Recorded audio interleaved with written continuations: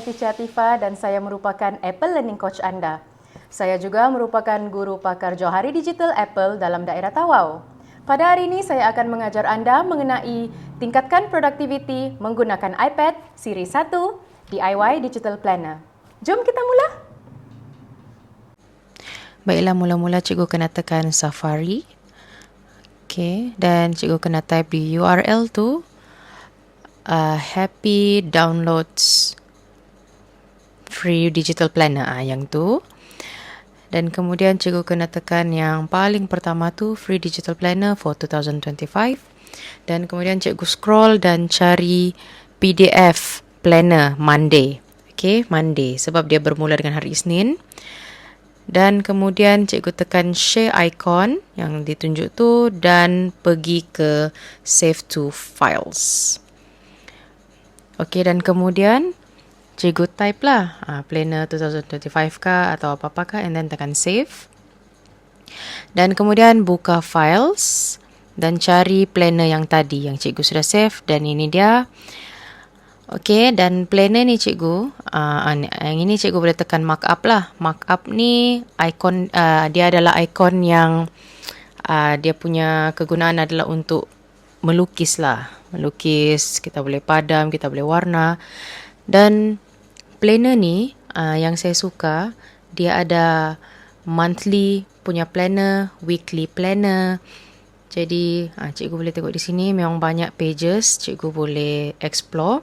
Ada weekly checklist, ada to-do list, important dates.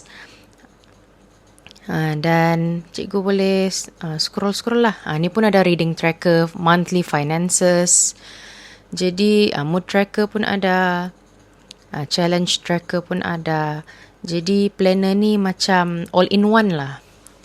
Okay, dan seterusnya ada beberapa pages macam ni, pages yang kredit ni semua ni saya tak perlu dan kita boleh delete page. Okay, dan yang ini kalau cikgu tengok saya delete page yang saya tidak perlu dan cikgu boleh tekan done. Okay, dan dia akan save file tersebut, dan sekarang ni saya akan ajar cikgu macam mana kita boleh buat shortcut dan kita boleh tekan planner tu direct daripada home iPad kita. Jadi type shortcuts dan kemudian tekan button tambah di atas tu. Yang ni. Okay, dan kemudian cikgu boleh scroll di tepi tu, cari documents dan scroll ke bawah dan cari open file. Okay, dan kemudian tekan file tu dan tekan planner yang tadi, planner 2025, and then in files lah. Files tu adalah dia punya software di mana planner tu diletakkan. Dan kemudian cikgu boleh tekan button di atas tu untuk rename. Dan sekarang ni saya mau add ke home screen. Dan sekarang ni cikgu boleh pilih color icon. Ni saya pilih pink, dan ada banyak icon lah. Icon-icon yang cikgu boleh ganti. Gambar flight ke, gambar kapal terbang ke, gambar bola ke. Ni saya pakai gambar love, and then saya tekan save. Dan inilah dia sudah ada di home screen, dan kemudian saya drag pergi ke docs. Yang di bawah tu kita panggil docs. Dan kita tekan, dan itulah dia. Terus kita boleh dapatkan planner kita daripada home screen. Dan yang ini saya akan mula jot down lah saya punya digital planner. Sekarang ni saya pergi ke bulan September dan saya akan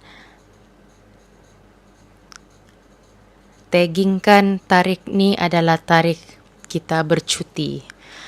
Cuti pertengahan semester daripada 13 hari bulan sehingga 21 dan 16 September sebagai Hari Malaysia.